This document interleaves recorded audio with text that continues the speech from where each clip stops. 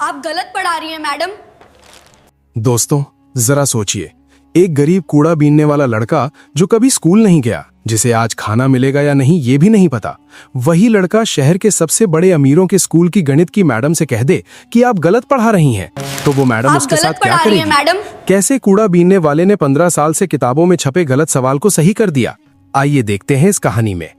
सुबह के 8 बज रहे थे। शहर के सबसे बड़े और महंगे school royal heritage international school का गेट खुल चुका था। ये वो स्कूल था जहां सिर्फ अमीरों के बच्चे पढ़ते थे। यहाँ की 1 साल की फीस इतनी थी कि एक गरीब आदमी अपनी पूरी जिंदगी मेहनत करके भी ना जोड़ पाए। गेट के बाहर बड़ी बड़ी कारों की लाइन लगी थी। बच्चे अपनी साफ सुथरी ड्रेस और चमचमाते जूते पहनकर गाड़ियों से ऐसे उतर रहे थे मानो वो पढ़ने नहीं किसी फैशन शो में आए हों। उनके ठाट बाट देखकर ही पता चलता था कि वो कितने बड़े घरों से हैं। लेकिन उसी चमक धमक वाली दुनिया की ठीक बाहर गेट की दीवार से सटा हुआ एक 14 साल का लड़का खड़ा था, विजय। विजय उस भीड़ में एक बदनुमा दाग जैसा लग रहा था। उसके बदन पर एक मैली कुचैली बदरंग शर्ट थी जिसके बटन टूटे हुए थे। उसके बाल उलझे हुए थे और चेहरा धूल और पसीने से सना था। उसके कंधे पर प्लास्टिक की एक भारी बोरी लटकी थी जिसमें सुबह से बीनी गई रद्दी, प्लास्टिक की बोतलें और कचरा भरा था। स्कूल के गार्ड उसे डंडे दिखाकर डरा रहे थे।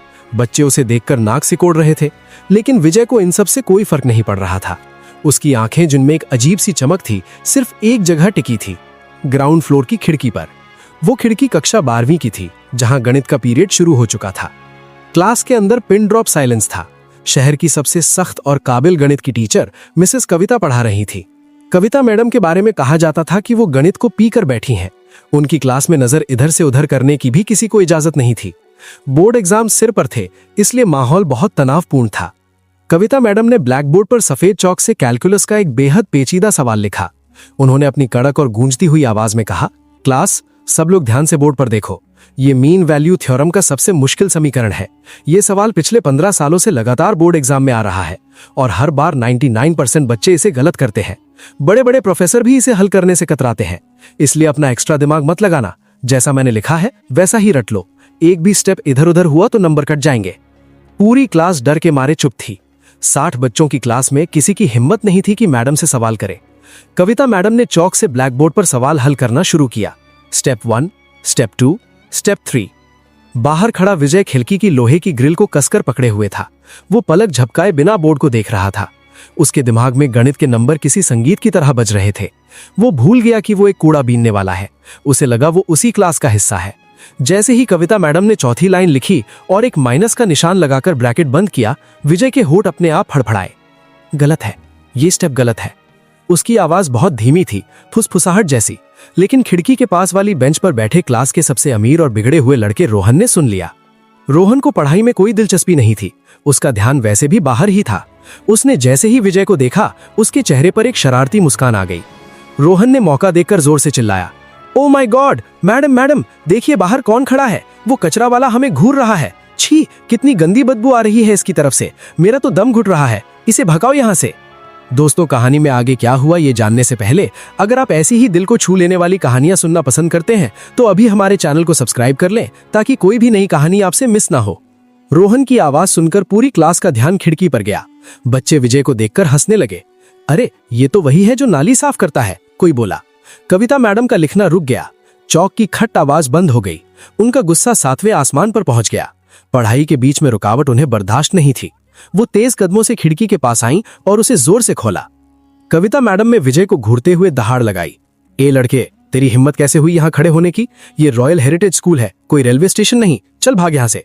तुझे शर्म नहीं आती अमीर बच्चों को घूरते हुए? अगर 1 मिनट और यहाँ दिखा तो गार्ड को बुलाकर पुलिस के हवाले कर दूंगी। विजय बुरी तरह कांप गया। उसकी आंखों में वो सदियों पुराना डर लौट आया। गरीब होने का डर, छोटा होने का डर। वो अपनी भारी बोरी को कंधे पर संभालते हुए मुड़ा। उसके कदम भारी हो गए थे, लेकिन तभी उसका गणित प्रेम उसके डर पर भारी पड़ गया। उसे लगा अगर आज वो चुप रहा तो गणित हार जाएगा। उसने अपनी फटी हुई जेब को कसकर भींचा, पीछे मुड़ा और कांपती हुई लेकिन साफ आवाज में बोला, माफ करना मैडम, मैं तो बस देख रहा था, मुझे कुछ नहीं चाहिए। लेकिन वो जो आपने चौथी लाइन लिखी है ना, वो गलत है मैडम। किताब में वो फॉर्मूला गलत छपा है। अगर आप वैसे हल करेंगी तो जवाब कभी 0 नहीं आएगा। क्लास में ऐसा सन्नाटा छा गया जैसे किसी ने सबकी आवाज छीन ली हो। लड़कियों ने मुंह पर हाथ रख लिया। रोहन और उसके दोस्तों का मुंह खुला का खुला रह गया। एक कूड़ा बीनने वाला जिसके खुद के खाने का ठिकाना नहीं, वो शहर की सबसे बड़ी और विद्वान टीचर को गलती बता रहा था। कविता मैडम का चेहरा गुस्से से लाल नहीं बल्कि सफेद पड़ गया। ये उनके 20 साल के टीचिंग करियर की सबसे बड़ी बेइज्जती थी। उन्होंने क्लास का दरवाजा खोला, बाहर लपकी और विजय का कॉलर पकड़कर उसे घसीटते हुए क्लास के अंदर ले आईं। छोड़िए मैडम, मेरी बोरी गिर जाएगी, विजय गिड़गिड़ाहा, लेकिन मैडम ने नहीं सुना। कविता मैडम ने उसे धक्के के साथ ब्लैकबोर्ड के ठीक सामने खड़ा कर दिया। विजय के नंगे गंदे पैरों ने क्लास की साफ सुथरी व्हाइट टाइल्स पर काली कीचड़ के निशान छोड़ दिए। क्लास के बच्चे ऐसे देख रहे थे जैसे कोई जानवर क्लास में घुसाया हो। कुछ लड़कियों ने तो अपनी नाक पर रुमाल रख लिया। कविता मैडम ने उसकी आंखों में आंखें डालकर बेहद गुस्से में कांपती हुई आवाज में कहा, तू 2 टके का अनपढ़ जाहिल मुझे सिखाएगा? तुझे पता है मैं कौन हूं? मैं गोल्ड मेडलिस्ट हूं। पिछले 20 साल से गणित पढ़ा रही हूं और ये सवाल 15 साल से किताब में है। बड़े बड़े विदेशी लेखकों ने इसे लिखा है और तू जो कचरे में सड़ा खाना ढूंढता है, तू कहेगा कि ये गलत है? तेरी औकात क्या है? रोहन पीछे से हंसा। मैम, इसे तो 2+2 भी नहीं आता होगा, बस ड्रामा कर रहा है, मजे लेते हैं इसके, इसे सॉल्व करने दीजिए। कविता मैडम ने टेबल से एक चौक उठाया और विजय के मुंह पर मारकर फेंका। पकड़ चौक। मैडम चिल्लाईं, अगर तुझे इतना ही पता है तो इसे सही करके दिखा, लेकिन याद रखना, अगर तूने गलत किया या मेरा 1 मिनट भी बर्बाद किया तो कसम है मुझे स्कूल के नियमों की, तुझे इतना मरवाऊंगी कि तू अपने पैरों पर चलकर घर नहीं पहुंचेगा और तेरी ये बोरी भी जला दूंगी। कर सॉल्व। विजय की सांसें फूल रही थीं। उसका दिल जोर जोर से धड़क रहा था। पूरी त्रास उसे घूर रही थी, कुछ नफरत से, कुछ मजाक से। उसने झुककर कांपते हाथों से वो सफेद चौक उठाया। चौक उसके हाथ में आते ही उसे अपनी माँ सावित्री की याद आ गई। माँ जो दूसरों के जूठे बर्तन मांजती थी, लेकिन रात को मोमबत्ती की रोशनी में विजय को गणित सिखाती थी। माँ के शब्द उसके कानों में गूंज उठे, बेटा विजय, दुनिया इंसान के कपड़े देखती है, लेकिन भगवान उसकी नीयत देखता है। और याद रखना, गणित कभी झूठ नहीं बोलता। ये अमीरों की जागीर नहीं। जिस दिन तू सही हो उस दिन किसी राजा से भी मत डरना। विजय की आंखों से एक आंसू टपका। उसने अपनी मुट्ठी भींची, चौक को बोर्ड पर रखा। उसका हाथ कांप रहा था, लेकिन जैसे ही चौक बोर्ड से स्पर्श हुआ उसका डर गायब हो गया। अब वो कूड़ा बीनने वाला विजय नहीं था, अब वो एक जीनियस था। उसने बिना कुछ बोले कविता मैडम का लिखा हुआ आधा सवाल मिटा दिया। क्लास में हॉ की आवाज आई। विजय ने लिखना शुरू किया। दोस्तों, कहानी में आगे क्या हुआ ये जानने से पहले अगर आपने अभी तक सब्सक्राइब नहीं किया है तो कर लो। विजय का हाथ अब मशीन की तरह चल रहा था। खट खट खट चौक की आवाज क्लास में गूंजने लगी। पहली लाइन, उसने समीकरण का आधार ही बदल दिया। दूसरी लाइन, कविता मैडम की त्योरियां चढ़ गईं। उनकी आंखें सिकुड़ गईं। वो ध्यान से देखने लगीं। तीसरी लाइन, विजय की रफ्तार अब बहुत तेज थी। उसका दिमाग कंप्यूटर से भी तेज चल रहा था। उसने 15 साल पुरानी उस गलती को पकड़ा जहां किताब में लिमिट की वैल्यू गलत दी गई थी। उसने उसे सही किया। और चौथी लाइन, उसने एक बड़ा सा बॉक्स बनाया और उसमें सही उत्तर लिख दिया। उसने चौक को टेबल पर रखा, अपनी मैली बोरी उठाई और सिर झुकाकर खड़ा हो गया। कविता मैडम पत्थर की मूरत बनकर खड़ी थी। उनकी आंखों के सामने अंधेरा छा गया। उन्होंने झपटकर अपनी टेबल से आंसर की वाली किताब उठाई, फिर एक दूसरी मोटी रेफरेंस बुक खोली। उन्होंने पन्ने पलटे, माथे का पसीना पोंछा और फिर बोर्ड को देखा। विजय सही था, 100% सही। जिस सवाल को वो, उनके साथी टीचर और पूरा देश 15 साल से गलत पढ़ रहा था, उसे कचरा बीनने वाले बच्चे ने 2 मिनट में सही कर दिया था। क्लास में अब मजाक नहीं उड़ रहा था। सन्नाटा इतना गहरा था कि अगर सुई भी गिरती तो बम जैसी आवाज करती। रोहन जो सबसे ज्यादा हंस रहा था, उसका मुंह खुला का खुला रह गया। कविता मैडम धीरे धीरे विजय की तरफ मुड़ी। उनकी कठोर आवाज जो हमेशा बच्चों को डराती थी, अब एकदम टूट चुकी थी। उनका अहंकार चूर चूर हो चुका था। उन्होंने कांपते हुए पूछा, बेटा, तुमने ये कैसे किया? ये तो MSc लेवल का लॉजिक है। तुम स्कूल क्यों नहीं जाते? विजय ने धीरे से सिर उठाया। उसकी आंखों में आंसू थे। उसने कहा, मैडम, मैं स्कूल कैसे आऊं? यहां आने के लिए फीस चाहिए, यूनिफॉर्म चाहिए, जूते चाहिए। मेरे पास तो बस ये बोरी है। मां सिखाती थी मुझे। मैडम ने पूछा, तुम्हारी मां क्या करती हैं? विजय की आवाज भर्रा गई। वो मर गई मैडम, 2 साल पहले। वो गणित की टीचर बनना चाहती थी, लेकिन गरीबी ने उन्हें मार डाला। मरते वक्त मां ने मेरा हाथ पकड़कर कहा था, बेटा, मेरे पास तुझे देने के लिए दौलत नहीं है, बस ये ज्ञान है, इसे कभी मरने मत देना। मैडम, मैं रोज कूड़ा बीनते हुए खिड़की से आपकी क्लास सुनता हूं। आज जब आपने वो गलत लिखा तो मुझे लगा अगर मैं चुप रहा तो मेरी मां का सपना टूट जाएगा।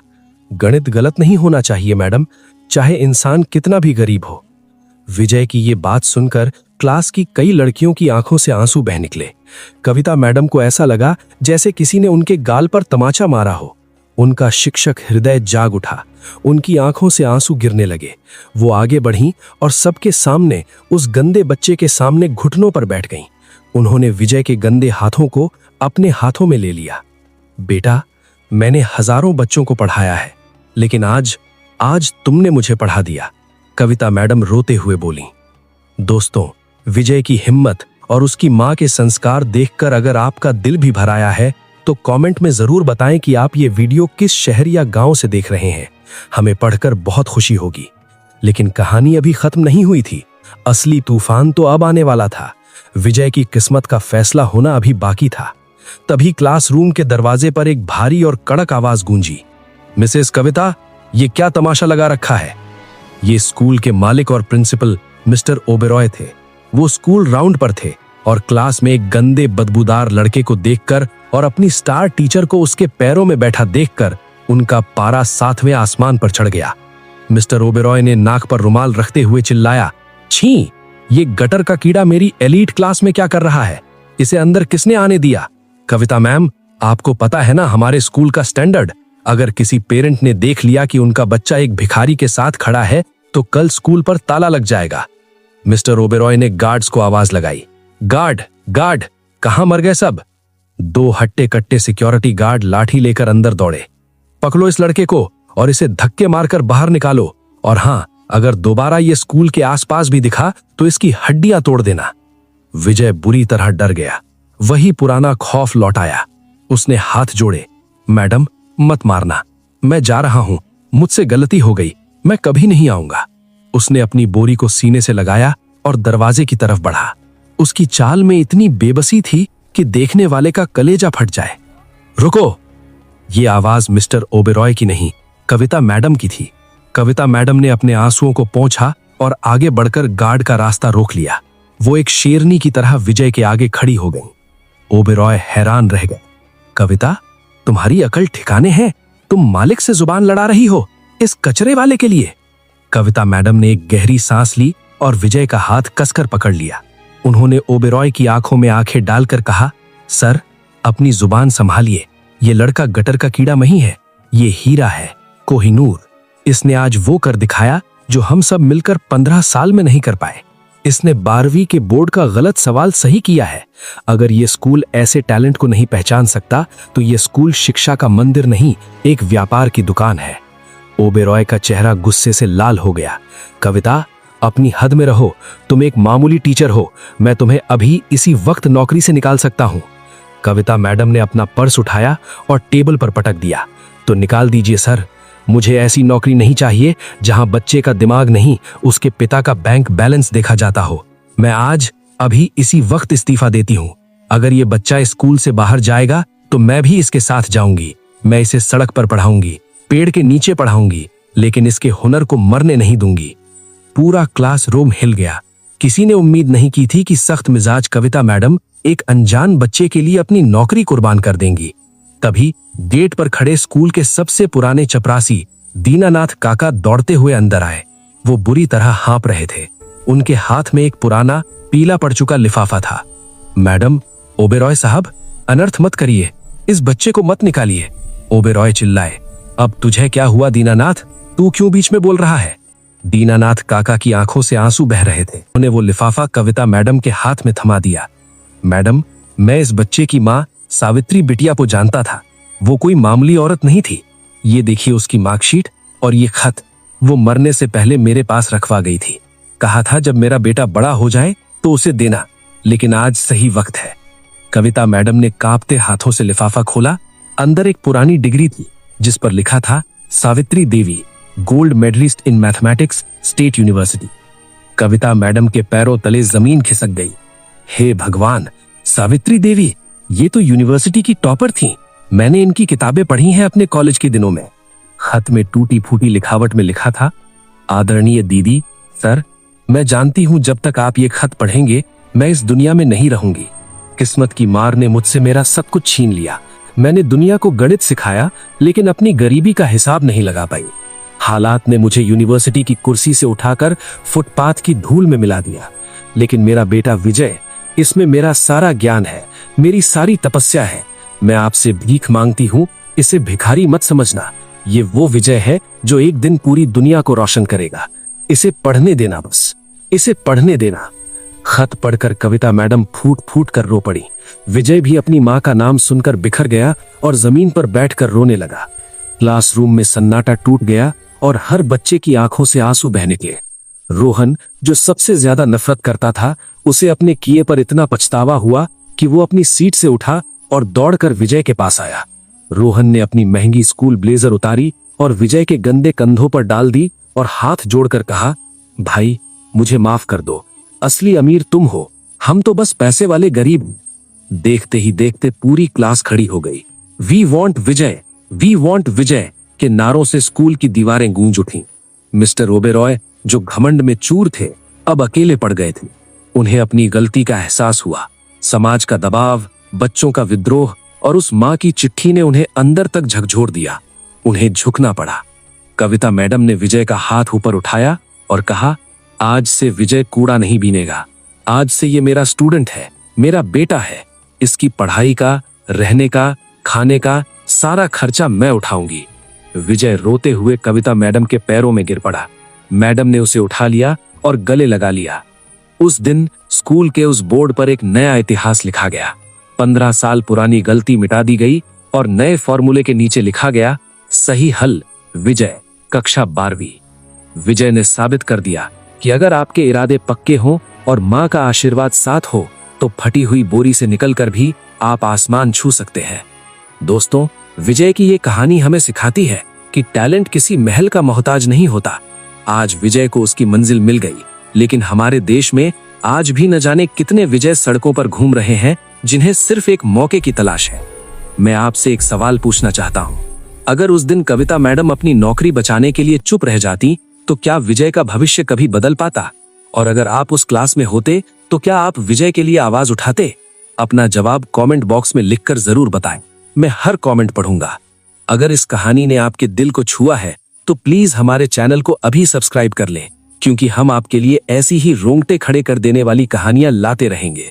मिलते हैं अगली वीडियो में एक और नई कहानी के साथ। तब तक के लिए अपना ख्याल रखें। जय हिंद।